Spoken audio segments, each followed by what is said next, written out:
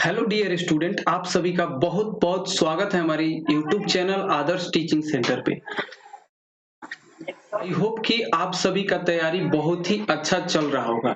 इस लॉकडाउन के दौरान भी आप घर पे बैठ करके अपना तैयारी कर रहे होंगे। जैसे कि आप सबको पता है कि हमारे यूट्यूब चैनल पे सभी विषय की तैयारी क्लास 7 से लेकर के 12th तक की तैयारी यहाँ पे कराई जाती है।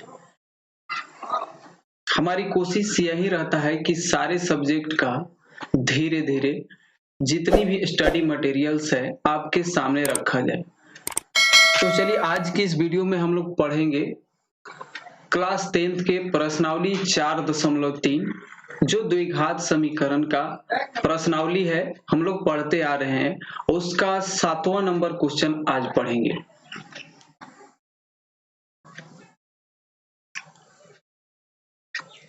तो 7वां नंबर क्वेश्चन देखेंगे। यहाँ पे दो संख्याओं के वर्गों का अंतर 180 है। छोटी संख्या का वर्ग बड़ी संख्या का 8 गुना है।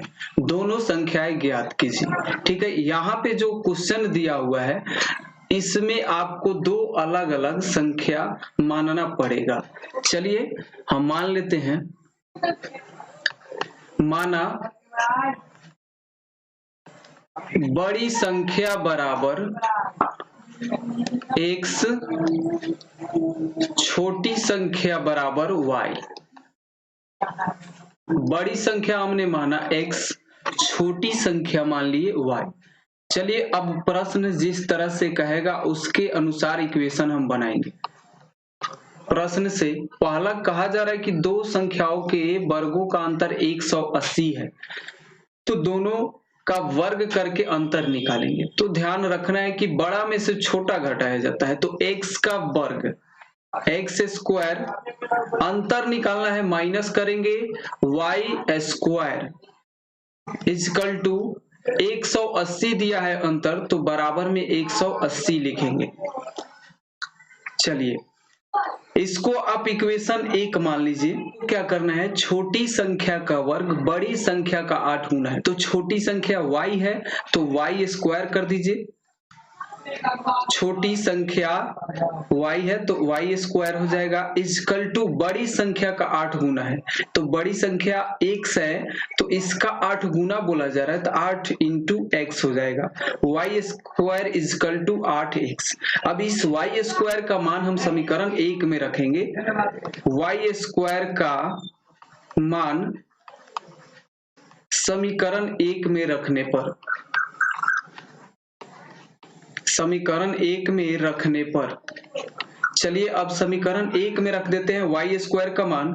तो क्या होगा, x square minus y square का वैल्यू यहाँ पे 8x रख देना है, और ये बराबर में 180 है, प्लस में है तो इधर आएगा लेफ्ट साइड में, तो माइनस 180 हो जाएगा इजकल टू 0। इस प्रकार से द्विघात समीकरण एक प्राप्त हो गया। अब हम इसको चाहे तो फैक्टर मेथड से या द्विघाती सूत्र से हल कर सकते हैं। ठीक है, चलिए जो कि आप सबको जो है हम पहले इसके बारे में बिल्कुल अच्छी तरह से पढ़ा चुके हैं। चलिए यहाँ पे हम फैक्टर मेथड का यूज करते हैं। एक्स स्क्वायर माइनस, देखिए एक्स स्क्वायर से 180 में गुना करेंगे तो 180 माइनस 180 एक्स स्क्वायर आएगा। तो 180 को आप दो टर्म में इस तरह से तोड़िए कि जोड़ने घटाने पे माइनस 8x आना चाहिए भाई, गुना करने पर 180 आना चाहिए। तो देखिएगा यहाँ पे अगर हम 10 और 18 ले लेते हैं तो 10 18 गुना करेंगे 180 आएगा, और इसका डिफरेंस जो आएगा माइनस 8 आ जाएगा। 10 से 18 घटाएंगे माइनस 8 है। इसका मतलब ये है कि इसका फैक्टर 10 और 18 हो जाएगा। चलिए तो यहाँ माइनस में हमें बड़ी संख्या रखना है। ठीक है, तो माइनस 18x प्लस 10x, तब जाकर के घटाएंगे 10x से माइनस 18x करेंगे तो माइनस 8x आएगा, या माइनस 180 इजकल टू 0।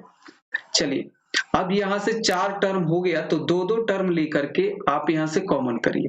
तो x कॉमन होगा इधर से, तो x माइनस यहाँ 18 बचेगा, प्लस 10 कॉमन करेंगे तो 10, और यहाँ x बचा माइनस 18 इजकल टू 0।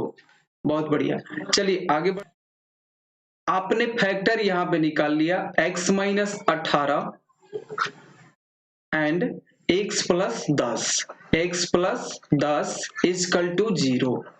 इस तरह से फैक्टर इसका निकल चुका है और दोनों फैक्टर के बराबर 0 है, तो हम यहाँ पे बारी बारी से दोनों के इजकल टू में 0 रख के x का मान निकालेंगे। तो x माइनस 18 इजकल टू 0 और x बराबर क्या हो जाएगा, तो माइनस 18 है तो इधर आके राइट साइड में प्लस 18 हो जाएगा।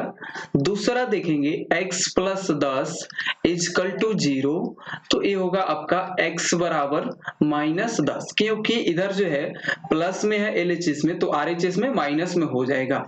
चलिए यहाँ पे देखना ये है कि वर्ग दिया हुआ है, ठीक है, तो किसी भी संख्या का अगर हम बात करें, अगर वर्ग करते हैं तो क्या होगा कि उसका जो है धनात्मक मान आएगा, ठीक है, तो ये माइनस वाला पॉसिबल नहीं है, ठीक है, तो इसको हम लिख देंगे असंभव, असंभव है, ठीक है। चलिए अब लिख देते हैं कि क्या इसमें दोनों संख्या क्या होगा। अब लिखेंगे बड़ी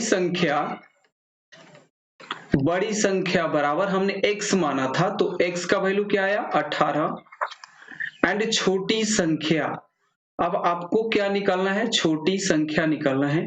तो एक चीज ध्यान दीजिएगा यहाँ पे,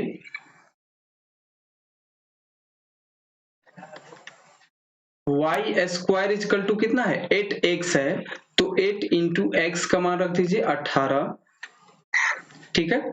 y is equal to root under, ये जो है क्या हो जाएगा 2 दूनी 4 दूनी 8 और ये हो जाएगा आपका 2 तिया 6 तिरके 18 हो जाएगा।